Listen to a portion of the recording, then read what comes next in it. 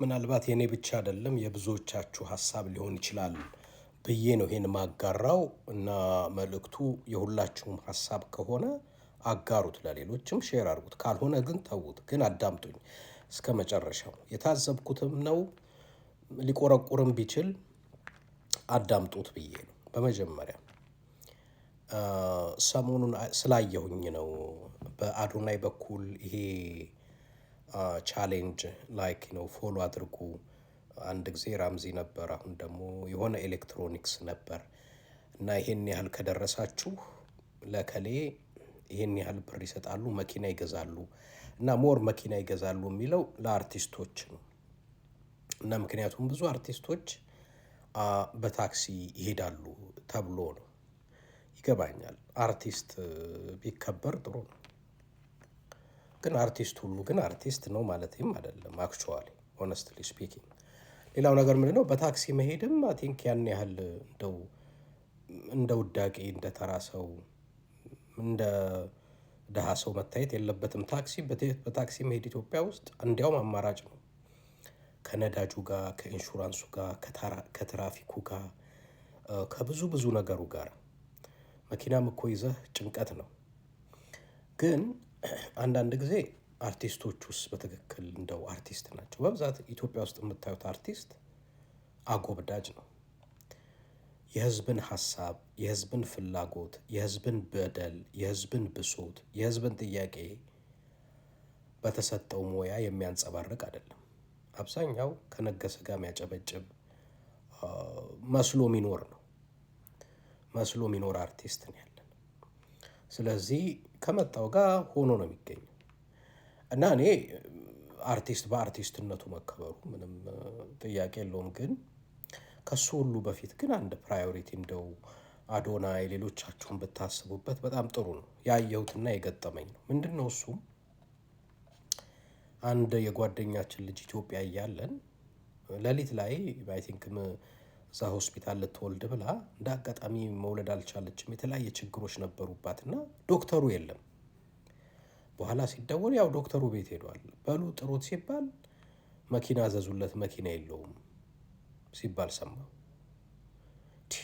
ዶክተር ሆኖ ብዬ በጣም ገረመኝ። በኋላ ይሄ የተለመደ ነው አሉኝ ዶክተሮቹ። በቃ በሌሊት ከፈለካቸው መኪና ይዘህ ወይም መኪና ማዘዝ አለብህ፣ ምክንያቱም መኪና የላቸው። ይህን ሳስብ በጣም የገረመኝ ነገር ዛሬ ላይ ኦነስትሊ አዶናይ የሚሆን ሌሎቻችሁ ልትረባረቡ የሚገባ አንድ እውነት አለ። አርቲስትን ብትሉት ዘፋኝ፣ ደራሲ፣ ገጣሚ ምናምን ጥሩ ነው። ከሁሉ በላይ ግን አገሪቷ ውስጥ ፕራዮሪቲ እንስጥ ካልን ህዝብን በመጥቀምና ህዝብን በማገልገል እንደው እያንዳንዱ ሜዲካል ዶክተር፣ ሐኪም መኪና ቢኖረው ይመረጣል። እና ሌላ ጊዜ ቻሌንጅ ስትሰሩ እንደው እንትና የሚባል ዘፋኛ፣ ገጣሚ፣ አርቲስት ከምንል በመጀመሪያ እስቲ ዶክተሮቹ ነው ያቸው። አንድም እነሱም ማበረታታት ነው፣ ሁለት ህዝብንም መጥቀም ነው። ሆስፒታል ውስጥ ድንገተኛ ወይም ዋትኤቨር የተኛ በሽተኛ ዶክተሩ ቤት ከሄደ አትሊስት እሱ እስኪመጣ ድረስ በሽተኛው ይሞታል። ከሚሞት ይልቅ የበሽተኛውንም ህይወት ለማትረፍ ዶክተሩ መኪና ቢኖር ሮጦ ይመጣል፣ ነድቶ ይመጣል። እኔ እንደ ውስጥ ቆም ብለን እናስብ። መቼም የአሁን ትውልድ ዋይዋይና ጫጫ ምናምን ትወዳላችሁ አይደል? ግርግር ሾው ነው የሚወደደው በጣም። ግን እስቲ ደግሞ ምራቅ ዋጥ እንዳረገ ሰው እናስብ እና ፕራዮሪቲ በመስጠት ደረጃ ኢትዮጵያ ውስጥ እኔ ሁሉም ሰው መኪና ቢነዳ አይ ዶንት ማይንድ። ግን ሁሉም መኪና ይዞ ደግሞ ምልህ የትኛው መንገድ አለ፣ በየትኛው ትራፊክ ትነዳለ፣ እሱን መድኃኒዓለም ይወቅ። ግን አትሊስት ፕራዮሪቲ ቅድሚያ በመስጠት ደረጃ ቅድሚያ መስጠት ካለብን ለዶክተሮች ትምህርትንም ማበረታታት ይሆናል። ዛሬ ላይ ተማሪዎች ተምረው ዶክተር መሆንን ሞር እንዳይጓጉበት እንዳይፈልጉት ያደረገው የዶክተሮች ኑሮ ነው። ማለት ቤታቸው የሚኖሩበት አኗኗራቸው ምናቸው በጣም ዝቅተኛ። ይሄ እኮ ትምህርትንም ነው የሚጥልብህ። አንድ ዶክተር ለመሆን እኮ እምልህ ከ12ኛ ክፍል ከጨረሰ በኋላ ሌላ ከ12 ዓመት በላይ ደግሞ እኮ ትምህርት ላይ ያጠፋል ዶክተር ለመሆን። ያን ሁላ ተምሮ ከጨረሰ በኋላ የሰው ህይወት የሚያድን የበሽተኛውን ጭንቀት ችሎ ስንት ስትረስ አለ።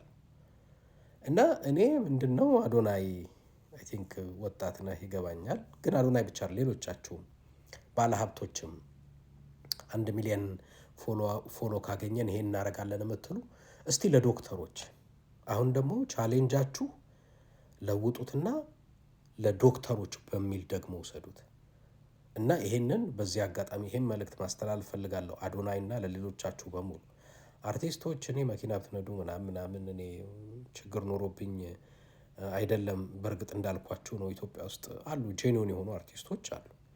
አንዳንዱ ደግሞ ስራ ስላጣ አርቲስት ይሆናል። ለአርቲስት ሁሉ አርቲስት ነው ወይ? እሱ ሁላችንም የምናውቀው ነው። ለምሳሌ ከመጣው ጋር ማያጎበድድ ማይጎነበስ ክብሩን ጠብቆ ሙያውን ይዞ ሁልጊዜ ቀጥ ብሎ መሄድ አለ ማለት። ይሄ አሁን ቴዲ አፍሮ የምትሉት ልጅ እኔ እንኳን የዘፈን ብዙ አዳማጭ አይደለሁም፣ ግን ጎበዝ ልጅ ነው። ራሱን አንደኛ ልጁ የሙያም የእውቀትም ብቃትም አለው፣ ግን ከማንም መጣ ከሚባልም ስርዓት ጋር የሚያሸረግድም አይነት ሰው አይደለም። እንደነሱ አይነት ምልህ ለቀም አድርገህ የምታወጣቸው አርቲስቶች አሉ። ግን እንደሱ አይነት ደግሞ አርቲስቶች ሙያቸውን ስለሚያከብሩ ሙያቸው ያከበራቸው ናቸው።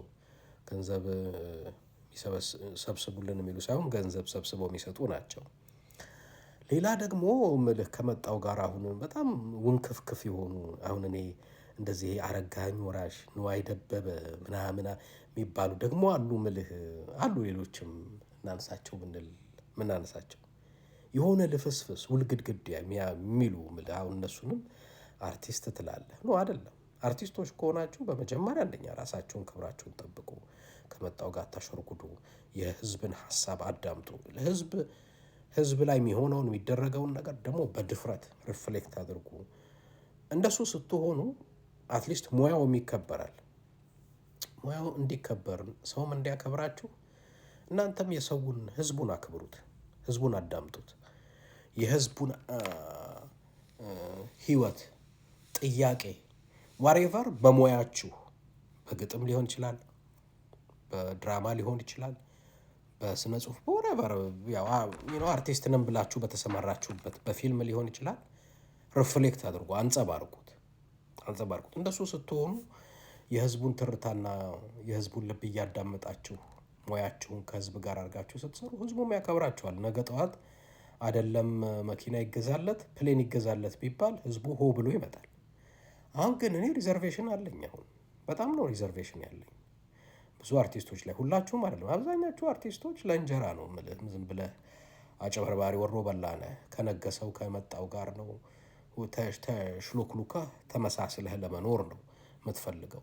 እንደሱ ሆነህ ደግሞ አርቲስት ነኝ ሙያዬ ከበር አክብሩኝ ምናምን ልትል አትችልም አይደል? እንደዛ አሚን ለኔ በጣም ከባድ ነው። ግን ጄኒውን ሆነው ደግሞ አርቲስት ሆነው ህዝብ የሚያዳምጡ የህዝብን ጥያቄ የሚሆን ህዝብ የሚያልፍበትን ነገር በትክክል ሪፍሌክት የሚያደርጉ ለማንም ስርዓት ለማንም ማያሸረጉድ ማያጎበድድ ከሆነ ደግሞ እሱ መከበር አለበት። ኢቭን አቅም ያላቸው ሰዎች መኪናም አይደለም ቤትም ገዝተው ቢሰጡት በጣም የተሻለ ነው ብዬ እላለሁ። እና አርቲስቶችም ራሳችሁን ቼክ አድርጉ።